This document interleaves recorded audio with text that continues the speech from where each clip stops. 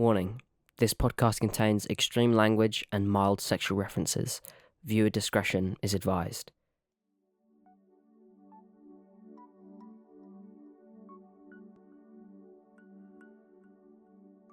Hello everyone and welcome to the Onwards podcast. Today I'm joined by Cian Delacan and Ethan Fox McCady. Today we're going to be talking about our futures, what our plan is for our careers and whatnot. And yeah, basically just what we're going to be doing when we get older and all that stuff. So as time is going on, especially now, because we're in college and such, we don't really have that much time to hang out and do things together. But in the future, do you think that we'll still have time to hang out and do things together? Or do you think like we'll just be way too busy to do things? I mean, as time progresses, we're all going to have our lives. We're all going to have different lives. But I reckon if this is a real friendship, which I believe it is, we are all going to make time for each other and we're all going to be there for each other when we need each other the most. So yes, I do think we will kind of keep that friendship and be able to spend time with each other. I mean, as a pragmatist, I would like to say that this relationship will work out. However, I have a very bad track record with relationships. So as soon as something goes down the road, I'm out. I'm out, guys. I'm sorry. Okay, but who do you think is going to get the first car? Me, because like my birthday's in January. Oh, actually, no, because My birthday's in December. yeah, okay, fair enough. But like, you're poor. No, no, actually, Cian, you could probably pass training before me. You're smarter than me. I think it's more of a practical thing than an intelligence. I mean, the test is intelligence, but like when you actually get to behind the wheel. I think it's be able to put practice into like control. I mean, I'd say George, since his birthday's the first. That's just making an assumption, but he is mentally deficient, and I believe he has more than 23 pairs of chromosomes. So Yeah, we actually hate George because he didn't come on the podcast and he dipped on us. So yeah, die. I concur with that statement. agreed. So if one of us, which one of you do you think you're gonna get a car for? You didn't really answer the question. Is it like with this group here? Just Out of just us us. Yeah, just us. I reckon Ethan first. I also reckon Ethan first, but I don't have a justification. I'm just kind of here. I definitely think you're gonna get a car first, Ethan. My parents are already like car shopping for me because I'm very privileged. So, like, I'll have a car. I won't know how to drive it, but like, I got a car. So at the same time, because if I do pass my test before you, I will be driving my parents' cars. yeah, So it's not. I don't think it's a matter of who gets the first car per se. It's who passes first and who passes, can. yeah, Who exactly. can actually drive. yeah. I'm definitely gonna be the last person getting a goddamn car because lessons are like $2,000 a minute. Yeah. And what do I like? I don't need a car. I'm not gonna get a car until I need one. Because like, think about this realistically. Yeah, my life right now is going to college and going home. Like occasionally I go to London to see Sarah, but do you know how much fuel would cost to go to London and how long that drive would be? So, because thing is, you know how like you talk to adults and they're always like, so when are you going to get a car? I had my car when I was 16. And it's like, yeah. And you were like going to like Belgium to do work and whatnot. And it was like £2 a minute. I mean, I can agree with that because I think back in the olden days, our parents used to. Obviously, it's cheaper to own a car because it's more cost efficient. But now, obviously, with all the rise in oil prices and inflation, it's just all of a sudden skyrocketed, and now it's much more difficult to maintain a car and have a personal life at the same time because you're either paying to go out and see your friends or you're paying for the fuel for the car, which is obviously going to be a difficult balance if you try and find a middle, because if you don't have enough money to pay for your car, then you're not going to go anywhere. I totally disagree with that statement. I feel like I don't know, like owning a car, right, is gonna be really expensive, but that's only a car. Like, so if you're in no, actually, I agree completely. No, I was doing this for the meme of it, and then I was just like, yeah, he's actually kind of right. Like, you can have a car, but if you can't afford the social life, why are you using that car? Unless to like work at Pizza Hut or whatever. I feel like it's super expensive for what you'd actually use it for. Like if I got a car at 17, realistically, it would be used once every week or so just to dick around, and it'll be like, oh, let's go to Hunstanton, boys, something like that, and then that'll cost $300 a month for insurance. So Actually, one point, it'll be cheaper than trains, 100%. I have a coworker who takes the train to like, I think she lives in like, but she goes to university in like Birmingham, and I think in like a week she spent £100 on trains. It'd be insane, it do be. yeah, but that also depends on car insurance as well, because don't you have to pay monthly for car insurance? Monthly? So I mean, for certain people, a car definitely justifies it. Like if you're going to work, if you have to take trains to work, that's going to be annoying because you're going to have to pay a lot for trains and stuff. So you get a car and you definitely save money. But in like our cases, we take trains. I mean, me and you take buses to college, and I spend about £7 a week minimum. Whereas if you had a car, you'd be spending like £40 every 2 weeks, and then on top of the insurance you're paying. So I don't think it's not justified. I also believe that from some research that has been done, student tax on student like what was it? Insurance is much higher than normal insurance because obviously as a student you're gonna have a black box installed in the vehicle with you, which monitors a lot of stuff. And as a student, obviously you're not working as much.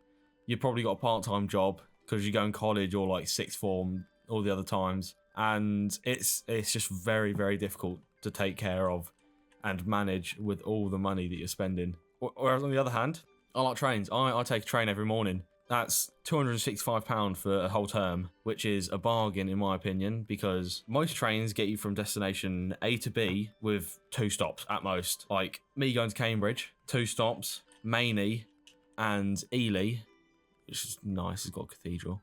I think I'm blabbering now. So trains good, cars expensive. So earlier, Kian, you mentioned inflation in relation to prices and finances and with money. Going on that topic, imagine the scenario, you're walking into like, I don't know, Tesco, Morrison's, wherever you go. You're walking into Morrison's or something, and you're going to buy like, I don't know, a sausage roll or something. And that sausage roll, that gosh darn sausage roll that you're about to purchase is a solid £2.50 for like 100 grams. What is your thought process at this moment?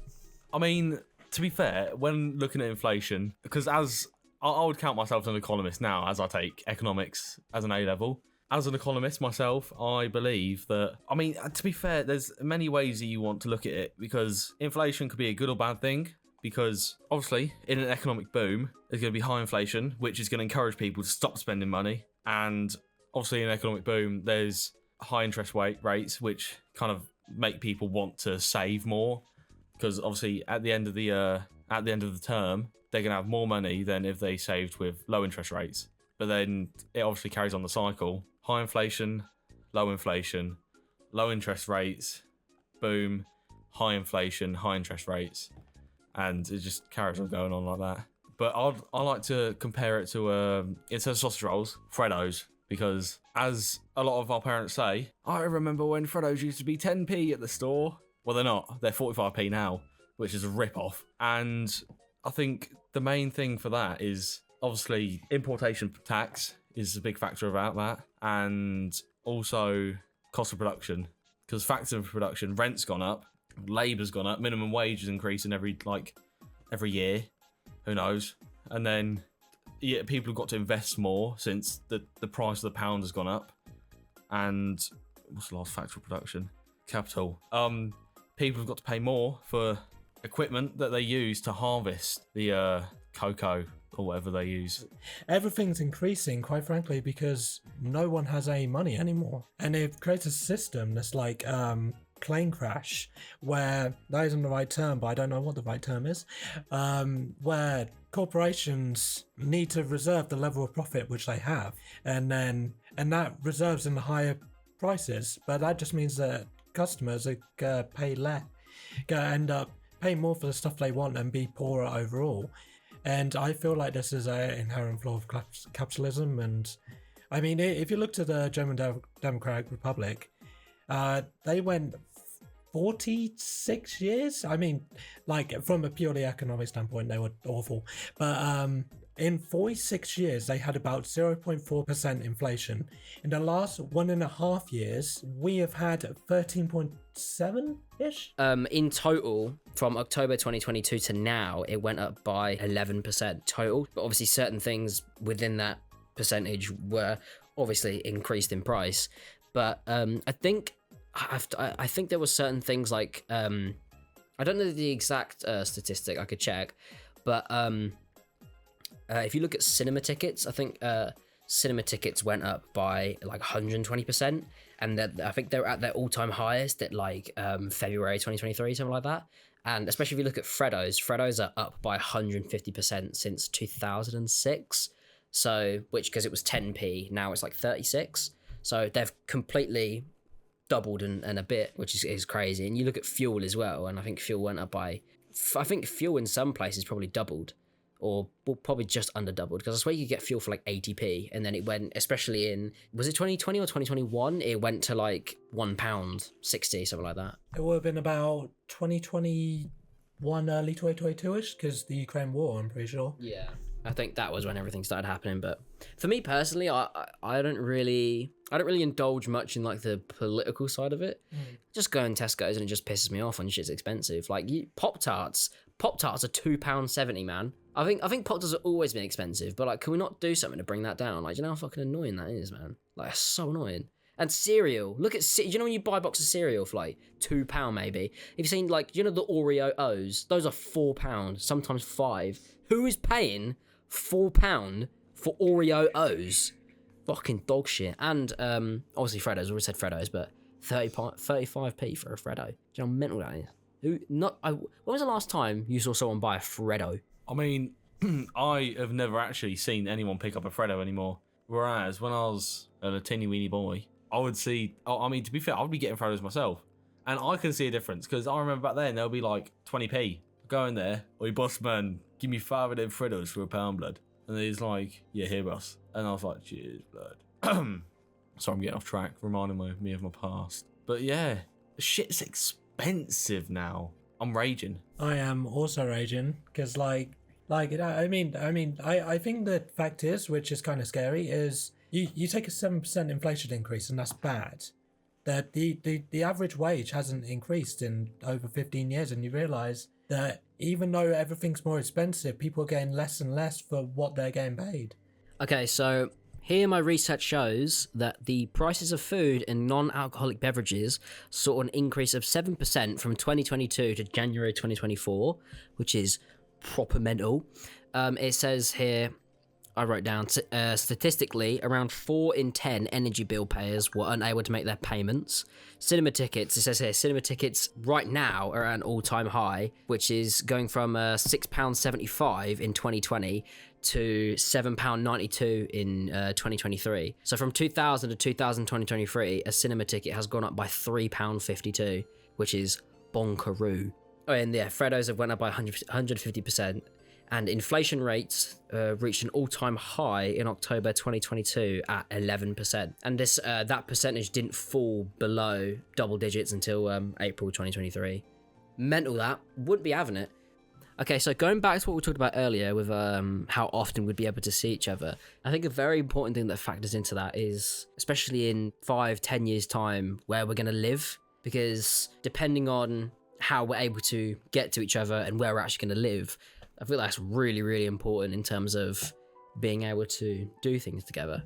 I mean, to be honest, I think nowadays I'm looking more to keep local than push my boundaries. Obviously, I'd love to push boundaries, not in that way, but obviously I'd love to explore and investigate new towns, new villages. But why go live there when you can have a home and just explore?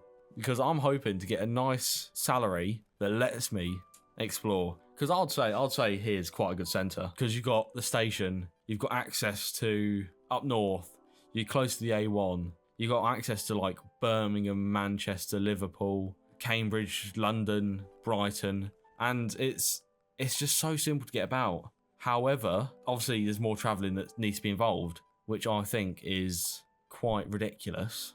Yeah, so I'm trying to remember the question, but I think it was, where do you think you're going to live when you're older? And the reality is I'll probably just stay here for a couple more years and just get money, which I never will have, and then put a deposit on a house. Or I could do the fun option, which is like join the circus, traveling like clown.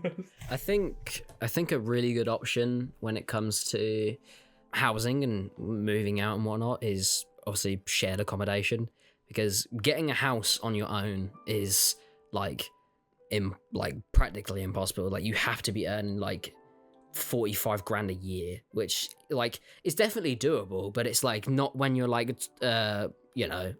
19, 20, 23, 25. I feel like that's something that comes later, or if you are earning that much, then you're definitely lucky. But and even if you are earning that much, even if you are earning enough to pay and sustain for your own housing, it obviously does help a lot having someone else chip in, and then you can use that money for other things. But I think I'm definitely planning on shared accommodation, whether it's with a significant other or with a friend or whatever. Like, I definitely think that's something I'd be interested in. And plus, it'd probably be a lot more fun, wouldn't it? I feel like you'd Team 10 or exactly, just stuff like that. I feel like not only would it make finances so much easier, but it would also be a lot more fun. But yeah, I do think shared accommodation is a shout for we're getting older. I mean, obviously, because I think people nowadays, the mental health is just not there. It's slowly, I think if you look at a graph, the mental health of people nowadays is just slowly decreasing. I say slowly, rapidly decreasing, because you've got social media, you've got games, and you got these little Fortnite kids who, if they don't get number one in the world, then they will punch holes in the walls and cry to mummy and daddy, asking for V-Bucks and wanting the Ice Spice skin so they could throw it back in a circle. But yeah, shared accommodation is good. I think, obviously, having someone chipping in is such a good idea, and it's a way of just... I mean, even if you rent somewhere, that is very, very good and very, very easy. Because if you've got even 3-4 people living in like a flat, that's still, you're only paying a quarter of the rent each, pretty much. So yeah, it's just, it helps cut down prices a lot. So I just want to put in the point that if you're gonna rent out, do it with someone you probably don't know, because the fact is, well, I mean, my opinion is that if I shared a house with you guys, it would either be the best experience ever, or it would be the worst fucking time of my entire existence. And then if I hate that, I end up hating you guys. So if I just go with random Kevin who shits on the floor, then at least I hate him and not my friends. Do you guys think that if we're all single by the time we all move out, we should just move in together in a house? I think we should all get married if we're all single by 30. I fact checked that, and that's true. I'm up for that. Yeah. But yeah, so I think you've got to live with someone to recognise their worst habits. And I think if we all moved in together, and if this is a real friendship, then we will all be able to live with each other and share an accommodation together without obviously wanting to rip each other's guts out and eat them or something. I think that that'd be a great idea. I think moving, it's like if we're all single by the time we're like 25, something like that, we could move in. And plus, we all have good aspirations, especially financially. So if we all combined, we could get like a poolside mansion. We can get like the sickest place in the world. Wouldn't that be sick, guys? Oh my god. Oh my god. You fired like 5 times today, bro. 4 or 5, yeah. What have you eaten today? Oh my god. No way. God. Oh. I can't smell it. Oh, I don't. I can't smell it, man. What a shame. Speaking of housing, here's a word from our sponsor, UK King Smoky. Do you want affordable housing? Yes. Somewhere to stay? Yes. Anywhere? Yes. Then look no further than UK King Smoky's real estate agency, UK SRIA. For short, super cheap and affordable housing. Only £400 a month? Not only is my housing super affordable, but when you go with me, you get the full King Smoky package. This package includes friendly neighbors, off-the-grid housing, zero surveillance, and surprise guests. But the best part is, there's no contract, meaning you can totally opt out anytime, as long as you have given King Smoky his payment. If you're not able to give King Smoky his payment in person, don't worry. We will send someone to your immediate location and collect what you owe. No cash? We see that iPhone 16. Yo ass is lying. So what are you waiting for? Get out there and rent one of our properties. It's so cheap, you can't say no. UK King Smoky is not responsible for any injuries or death related to any paying customer. Houses are subject to be condemned and restricted from public access. UK King Smoky is not responsible for any injuries or death related to any paying customer. Houses are subject to be condemned and restricted from public access. King Smoky is in no way responsible for any potential weapons or narcotics found within properties sold to a customer. All right, there you go. UK King Smoky. Yeah. Speaking of housing, hey, it's Gary here. Speaking of housing, here's a word from our sponsor, me. Do you need cheap weapons? Especially about housing and housing, finance, money, and whatnot. What do you guys want to do in the future? Like, what is your plans to actually make that guap and get that bag? I mean, definitely in the future, I'm looking down the apprenticeship degree route because, I mean, out there for university, you're in that debt, and I know it only covers a small portion of your wage per month, but when you start earning them big bucks, like, that's going to be larger portion, and eventually you might need that money one day, and you've just paid that to some university knobhead who's like, oh, I taught you for like 4 years, give me your money, and then you're just suddenly needing this money. However, with apprenticeship degree, you're learning, you're earning, and if you're successful enough, you could probably go into that line of work. And obviously with my set, maths, business, economics, I'll go down accounting, who make their guap, quantity surveyor, who make that guap, and financial advisor, who make that guap. Hey, so, personally, like, I think Ian's aspirations are cool and all, but I'm going down the depression job course. Basically, right, so I'm taking computer science. It's chill, but like, don't really have a stake in it. It's one of those jobs where I'm gonna look towards getting a boatload of money for selling my soul and sanity to a foreign corporation which I do not care about, and that will be the worst experience of my life. But like, I get that guap. I definitely think, at least as of now, I really just want to focus on my personal projects. I really want to focus on my personal projects and then see, I mean, I'm not really too focused about making money off that stuff. It's for fun, but you definitely can, especially if it just pops off. So I think that it's definitely at least going to be a side hustle when I'm at studying or making stuff or just working, I guess. Just when I have free time, I'm going to be making videos and projects and stuff. And you can like you can hire out, you can put you can have like a show reel of your edits and then get people to make stuff for you. And plus I can get people like George to pay me. You know, when he paid me for that video, pay me a tenner for his video, and he never even I made him that video, and it was a pretty decent video. I mean, the footage he sent me was ass. It was so bad. It was so bad. And what George did is George had the audio fine for like 10 seconds. He was like, "Yeah, welcome guys, welcome." And then for some reason he turns it up all the way. Whole time he's like, "Boo," and it was peaking like a bastard, and it was like almost unsalvageable. But pay me a tenner for that. So that went straight on, like, I don't know, slots or something like that.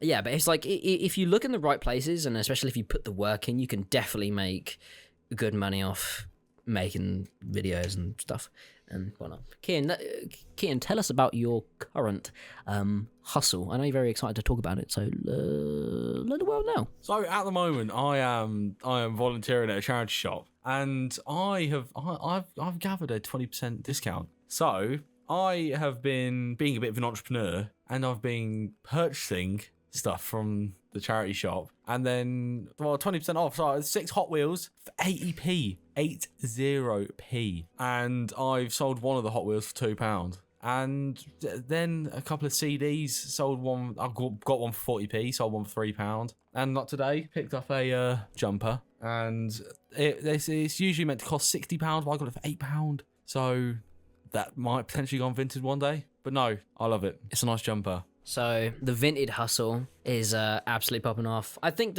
that's a great thing I think a lot of young people do that, where they just flip stuff because people buy it, but it's a good example of people doing things, especially when they're young, to just make a quick buck and whatnot. I mean, it's like also, so I think you know this, I found a office chair on the side of the road, and I cleaned it up and sold it for 40 quid on Facebook Marketplace, which is baller because I put that 40 quid on black and I lost it all. But yeah, a lot of people my age have begun to start saving money for the future. I know that there's some people I know that, especially around my age, maybe a little bit older, they would have started saving for housing and whatnot. I have some friends who started saving when they were 17, and they were saving up money for mortgage for homes. So when it comes to that time that we're going to move out, they had all that money, so they were like, it obviously helped them a lot financially. So I was wondering if you guys are doing or planning on doing the same thing, where you're going to start gradually saving money so that in the future when you really need it, you can use it. I mean, I know this is a bit of a depressing thing to talk about, but after my gran died, she obviously left me an inheritance, and that's obviously been locked away in a bank account that has had interest on it. So I think it's turned from 10 grand to about 15 grand within the space of about 5-6 years, which is very good. So I mean, that's going towards my first car, my lessons, all that type of jizz, and it's an exciting thing to save for. And I think with my money too, I just don't budget. Both of you know that I either have no money or shit tons. So yeah, that's class. I'm on that grind set where I don't save for anything, because I mean, I have a job, but it isn't regular enough for me to like go, okay, so once per week I'll save away 20 quid. It's more like once per every 2 months I shall save away a quarter of my wages. And they just get to the point where I'm just like, I save for like 4 months, I have like 80, and it's just like, why can't I just blow it all on like a funny jacket? But like, I don't know, like in the future when I get a job, I'll probably save. I think that right now I'm not saving money for the future because I don't feel like I'm earning that much, and I have to spend most of it on just getting about every day. But I think that when I'm earning more money, I'll definitely start putting a decent amount of it away, so that, yeah, you start putting it away and saving and whatnot. But I think it is also important, especially at our age, to just experiment with things, because I think we're still quite young. So I think you shouldn't feel guilty if you're like buying clothes or buying a game or something, because it's like you are still young. Like if you spend your whole youth just saving up for when you're older, then it's like then what's the point? Right, so a new talk host here. Sorry, Charlie died. It was a fucking sad day. Sad of the burger. No, actually, not sad of the burger. Rest in peace, burger. Anyway, so in 20 or so years, how do you reckon tech will evolve? Because like it seems cool. That's my bit. I'm hoping technology has evolved so much that, like, obviously, if you're working in architecture, for example, you're looking at a blueprint, you're not seeing the big thing. You're not seeing the whole 3D image. Whereas, say for example, holograms are invented in the next 3 years by Elon Musk, then it could suddenly appear in front of you. You'd be like, there's an architectural difficulty there. And if that is built, then a plane's going to hit that in about 2001. But yeah, so if it's got that certain difficulty, then it might collapse. But when you can see that with like I said, holograms, for example, that would be such a big architectural difference. And obviously in many other kind of professions, if there was some way of predicting something, that would be awesome. So I'm hoping within the next few years, 10, 15 years maybe, we'll have holograms and predictions. Because I mean, we already have AI, and I know AI's getting very good, because I know I can make an image of Garfield smoking a fat doobie. Anyways, that's me. Thank you. Definitely, I feel like what you said about AI is really, really true, where like it's been like a year and maybe 2 years, and AI sort of just appeared out of the blue and become like the scariest thing I've ever seen. Like you know that video you sent me, Kian, today of that like baby eating chicken? Yeah. What was that AI or was that recorded? That was actually real. It was real. That was real. That's my point. I looked at that video, and one of the top comments on that post was like, "Is this?" One of the top comments was like, "I can't tell whether this is real or not." And it's scary, but it's so cool. It's really cool. I think you can do a lot of cool things with AI, but it's really bad for the environment. I think AI destroys stuff because it uses like power plant energy. It's really weird. But I definitely think that AI, not AI, but I think technology can be used for some cool things. Like eye tracking is dope. That's a cool little invention. But yeah, and we could probably get like better transport. Like in Japan, I think it's Japan, they've already got like bullet trains and stuff. That's mental, and you can get to places in like, so like, that's pretty goated. So I mean, bringing it back to AI and you saying it's very like electrically like demanding. I believe I've read something somewhere that says it's about 10 times more like demanding than a house to run, because obviously a house runs on 230 watts. I believe AI runs off of around 2,300, if I'm correct. All right, thank you to both of the contestants here. We had to pre-record Charlie's segment ever since he got hit by the bus. He's never been the same. My opinion, right, is the two things which we should be looking at in the next 20 years and going, maybe we'll see those, is Black Ops 2 and Ready Player One. I'm going to start with Ready Player One, even though I said it the second, because VR, like in the last, like, the Quest came out in like 2015? In the last like 10 years, VR has gone from like a niche thing to like still a niche thing, but like with really cool stuff such as like eye tracking and motion controls and rumble and loads of stuff like that. Give it another 20 years, it would graphics would have doubled. There'll be literally like the dystopia of people sitting in a camper van running on a treadmill while playing Fruit Ninja. That could be real. And then the second one's Black Ops 2, and Black Ops 2 is really close because it was set in 2025, but it isn't entirely correct. It, like, stuff like, no, wingsuits exist, remote control turrets exist. What doesn't exist yet? Oh, like the handheld, like, tablet. Ethan, what would you do if I just like projectile vomited all over your desk right now? Just like everywhere. Lick it all up. But yeah, guys, that seems like that's all we have time for today. We've had some pretty interesting discussions here. But I think the main takeaway from this, from everything we've talked about just now, I think that it's important to think about your future, but to also not really let it get to you that much, because a lot of stuff is out of your hands and also you'll deal with it then. But I think it's also important to have friends with you so you can figure things out together and hopefully move in with each other and have a polyamorous relationship. As I'm quoting George from the last session that we did, which I think his whole room just made the SD card crash. I can't remember the rest of the quote, but I believe the present is called the present because it's like a gift or some shit. Yeah, so that's pretty baller. I just want to thank all of our listeners and Oh, that looks like Africa. I just want to thank all of our listeners. I've had, to be honest, the room kind of smells now, but it's been nice inviting Kian and Charlie over and to completing this for Charlie's assignment. God bless his soul. May he rest in peace. I just want to also say thank you for having me. It was a pleasure talking, and I hope that will let me in and let me record in their studios, please. And it's been so much fun recording with you guys too, and I've had a good time, and we've discussed quite a lot. Fuck off. Yeah, we don't like George, No. so I think the future can be scary, and there's definitely a lot of things that go into it that can be quite worrying and strike a lot of anxiety within people, but we are gonna make it, brah. We are gonna be chill. Thank you, everyone, so much for listening to our first episode of the Onwards podcast. I've been joined by Kian and I've been joined by Ethan. It's been an absolute pleasure, and yeah, thank you all so much for listening, and we'll see you in the next episode. Goodbye.